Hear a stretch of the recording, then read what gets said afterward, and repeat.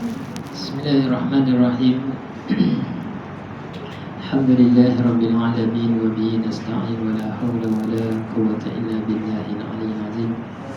Assalamualaikum warahmatullahi wabarakatuh. Waalaikumsalam warahmatullahi wabarakatuh. Alhamdulillah, tuan-tuan dan puan yang dirahmati oleh Allah Subhanahu wa taala, marilah sama-sama kita meningkatkan kesyukuran, keimanan dan juga ketakwaan terhadap Allah.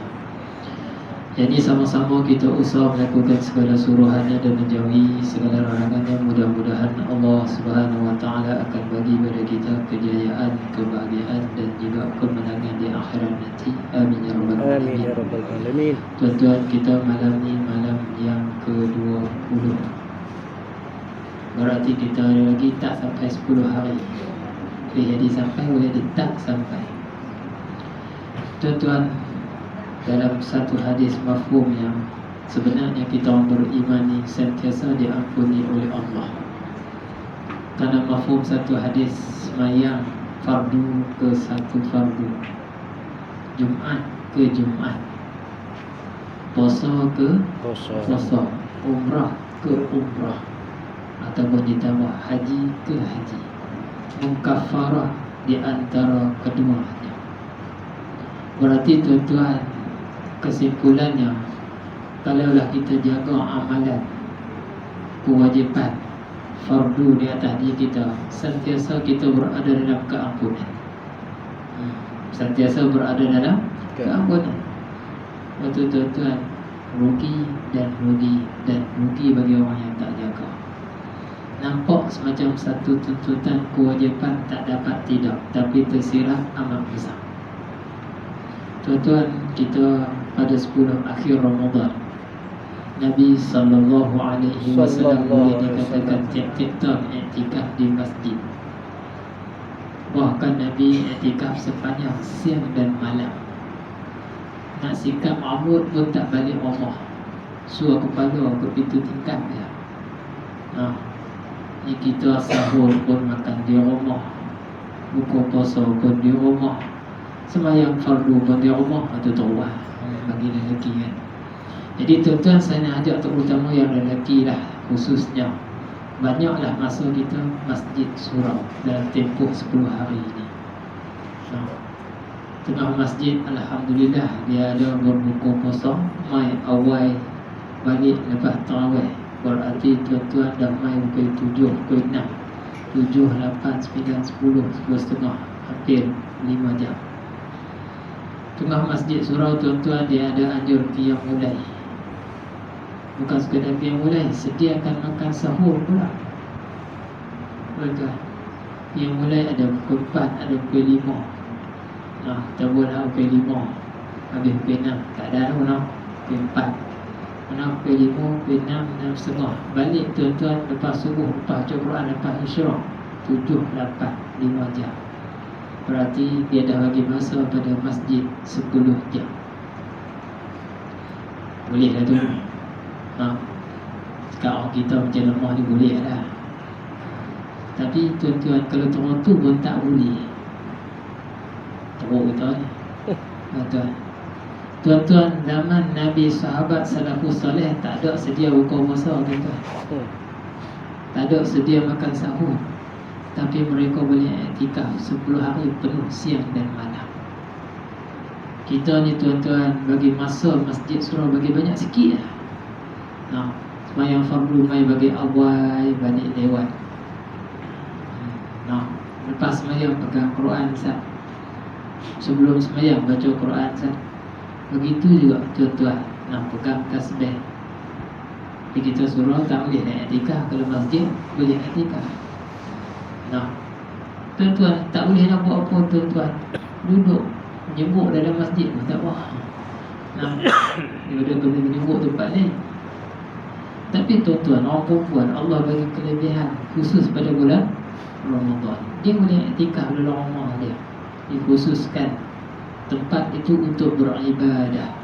Situlah baca Al-Quran, situlah dia berzikir, situlah dia sembahyang sunat. Dia boleh iktikaf situ. Buatlah satu ruang dan iktikaf. Tuan-tuan, Nabi Bukan sekadar Nabi saja iktikaf ataupun tuan-tuan menghidupkan amalan 10 hari akhir, tapi tuan-tuan Nabi kejutkan anak menantu. Nah, tuan-tuan kalau kita pun tak boleh nak kejut anak menantu, macam mana? Nah, kalau kita pun tuan-tuan nak sahur dah malam ni pakai doa lah.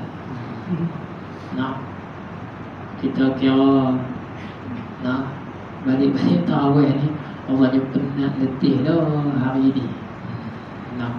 Saya ingat saya seorang ni letih, tengok muka semua letih hari ni.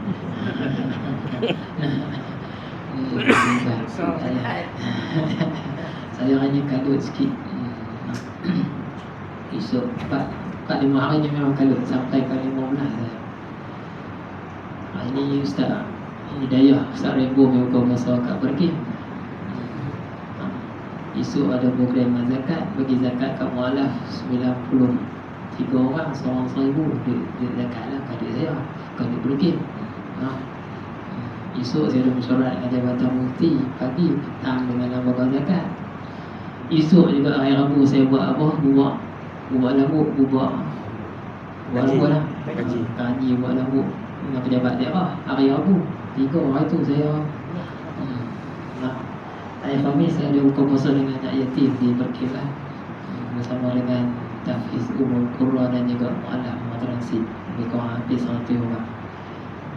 Hari Jumaat saya ada singgah sahur bagi nasi pada awam Kelantangan di Jakarta. InsyaAllah lah duit tuan-tuan perempuan sudut lembang tu boleh ke 500 bungkus.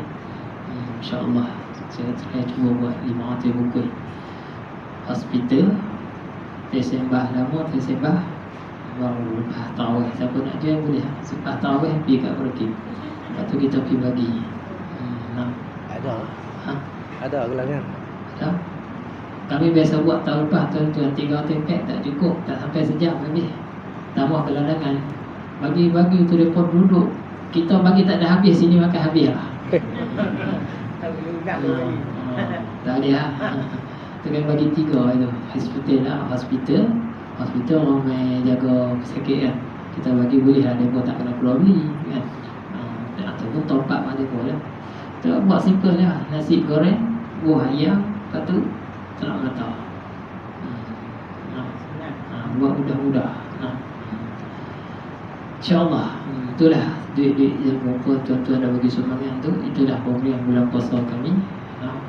Hak buka puasa di Berkim tu hari lah. Tapi ni hak tambahan. Jadi tuan-tuan, itulah kebajikan yang kita kongsi. Bukanlah saya buat, tapi saya orang tengah. Kalau kita Ustaz, boleh kat dia semua tak? Saya buat tu duit tuan-tuan, duit perempuan. Saya orang tengah. Sebab tu perempuan, sebenarnya kita ni tak perlu bangga dan ego. Sebenarnya kita ni kongsi. Hidup Allah ajak kita dalam Islam ni berpakat, kongsi. Sebab tu Nabi kata kita ni diumpama seperti bangunan yang satu. Bangunan yang satu ataupun jasad yang satu. Kaki, mata, telinga ada kelebihan masing-masing. Dalam satu rumah bangunan, walaupun skru kecil lah, tapi ada fungsi tu. Ada fungsi tu. Walaupun dia kecil lah, duduk dalam je tu. Orang besar tu dia kata goh lah dia ni. Tapi kalau orang kecil tu tak ada, dia pun tak boleh guna. Itulah tuan-tuan perumpamaan kita umat Islam. Sebab tu Islam ajak kita tuan-tuan, jangan kita memperlekeh, hina orang lain. Kita tak tahu dia tu ada kelebihan berbeza dengan kita sisi Allah. Begitulah tuan-tuan, patah balik tuan-tuan, usahalah dalam 10 hari akhir ini bagi lebih. Tapi tuan-tuan, ujian 10 hari akhir dengan hari raya. Persiapan untuk hari raya tu kadang-kadang oleh kerana keterlaluan sehingga kita terjejaslah amalan yang sepatutnya pulun di hujung. Tapi tak hujung, yang pulun benar lain. Pulun benar lain. Terutama malam hari raya. Malam hari raya tu, tuan-tuan, kelebihan dia sama dengan malam Lailatul Qadar. Nabi suruh kita menghidupkan amalan tuan-tuan 4 malam. 2 malam hari raya, malam nisfu Sya'ban, malam Lailatul Qadar. Tapi itulah yang malam raya tu. Nah, sebab tu puan-puan, Allah nak uji kita malam raya tu pasal apa? Sebab malam raya tarawih tak ada. Tarawih tak ada. Kalau dah tarawih tak ada, agak-agak nak sembahyang sunat banyak kan tak sembahyang dah. Dengar kata umum raya tengah masjid pun tak birah. Nah, hak tu duk pergi tiap malam bulan puasa, pi tiap malam tarawih. Elok kata dengar kata esok raya tak birah. Raya. Sepatutnya hari tu kena banyak. Tuan-tuan, kalau kami di sana malam raya buat apa? Sembahyang tasbih. Mai pergi masjid juga, tapi malam raya buat tasbih. Itu nak tengok iman. Nah, sebab apa? Tuntutan tu dah tak ada, tapi kelebihan ada. Kelebihan tu ada. Walaupun malam tu bukan bulan Ramadan dah, tapi kelebihan tu ada. Tak kurang. Dari segi Nabi suruh kita kulun malam tu buat ibadah.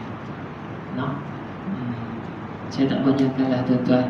Nah, jadi itulah tuan-tuan, jaga, tambahkan amalan 10 akhir ni bagi banyak. Quran, sedekah, kerap duduk lama masjid, surau, iktikaf, dan jagalah amalan supaya akhir kita tu cantik. Tak mau akhir tu tak cantik. Awal kulun, tengah hujung, tak hujung-hujung Allah. Kalau lari pun tuan-tuan, akhir tak cantik tak ada. Mula-mula orang tu nombor 1 dah lah. Elok tu hujung-hujung tengok, nombor 5. Nak teruk tu hak nombor last sekali. Pasal apa? Tu kita kena tipu tu. Dan itu pun syaitan dah lepas lah. Itulah tuan-tuan, saya doakan supaya Allah sentiasa memberi kekuatan iman, takwa kita, insya-Allah. Mudah-mudahan tuan-tuan kita boleh jaga amalan, bakal tambah kebaikan lagi banyak, terutama hujung-hujung. Mudah-mudahan puasa ni jadi puasa yang terbaik yang kita lakukan, insya-Allah. Wallahu a'lam. Subhanallah Subhanakallahumma asyhadu an la ilaha illa anta astaghfiruka wa atubu ilaik. Wabarakatuh. Nawaitu sallallahu